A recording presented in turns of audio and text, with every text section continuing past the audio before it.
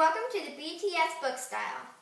I'm Roxanne Harris, and I'm here today with a very special behind-the-scenes episode. With us today, we have our friends from the Hunger Games. Alright, first up we have Peter Malark. Okay, now, Peter, take a turn. Alright, how are you doing? Oh, I'm doing just dandy. Let's start at the beginning of Book 3. When you got captured by the Capitol, what was going through your mind? Well, I was first of all thinking, how am I going to escape? Also, why are they doing this, and where is Katniss? Well, that must have been kind of scary. Alright, next question. What did the Capitol do to you, and what was your reaction? Well, that is a big question. First, they treated me like a slave, and turned me into a monster. Also, to go against Katniss and all of them. It really never got to me what they were doing to me. My reaction was a good one. It was crazy, and I was crazy. I did not know what to do with myself. That was crazy. And the next question is, what did you feel like after you saw Katniss for the first time after the quarter quell? Well, the Capitol had put me against her, so I was a mess. And I love her, and I wish I could not have done what I did to her. Alright, we are all thinking that too. Alright, we're going to my last big questions. When you were going through all that training to get better, did you realize what was going on? No, I had absolutely no idea what was going on besides that I was not at the Capitol. Alright, when you were released and got to see Katniss and help her out, how did you feel? Well, I was overjoyed and too happy to see her for once. I'm so happy that you got to see her again. When you got to become a father, did you and Katniss ever talk about the games in front of your kids, or just to each other?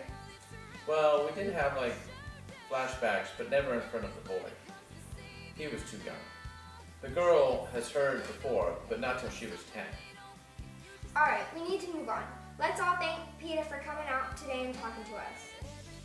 Yes, no problem. Thank you for having me. Alright, next up we have the girl who's known as the girl on fire. We have Katniss Everdeen. Hi Katniss, how are you? I'm good. How are you?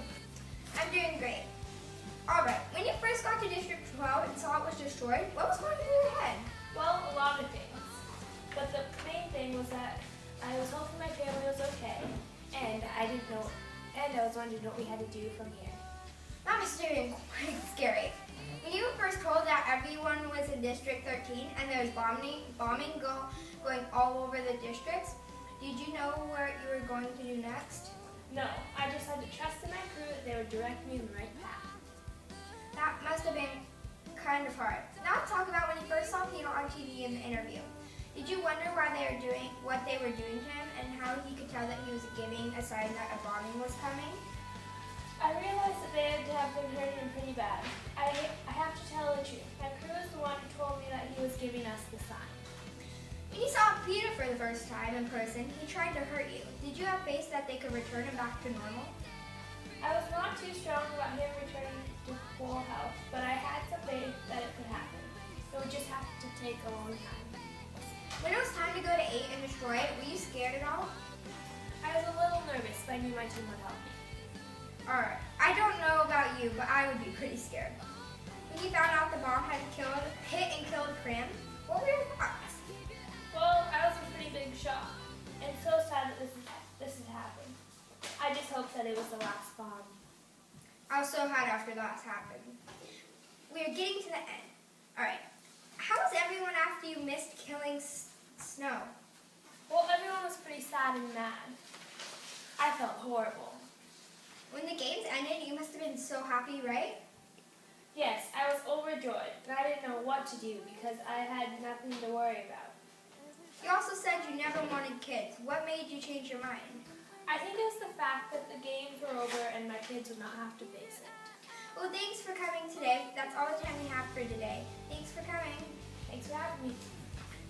If always missing your shot and your arrow not going where you always want it to go, then you should try the bow on fire. I'm Katniss Everdeen, and I approve this message. Now let's put our hands together for the one and only Gale. Thank you for having me. Alright, the first question. What were your thoughts when you first saw Katniss for the first time?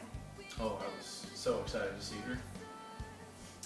When all the wars and bombs were going on, were you scared that Katniss was going to get hurt?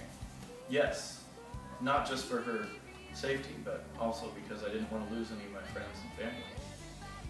Were you happy when the games were over? Oh yes, so happy. Thanks for coming. I hope to see you soon again. Well, thank you. Thank you for having me. Thanks for coming. Alright, let's welcome our last, but not least, the author of this wonderful book, Suzanne Collins. How are you? I'm doing well. Alright, first question. Was it your plan to have 3 books all along?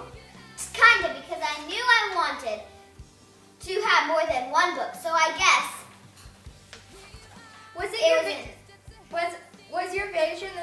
Was your book the vision you had all along?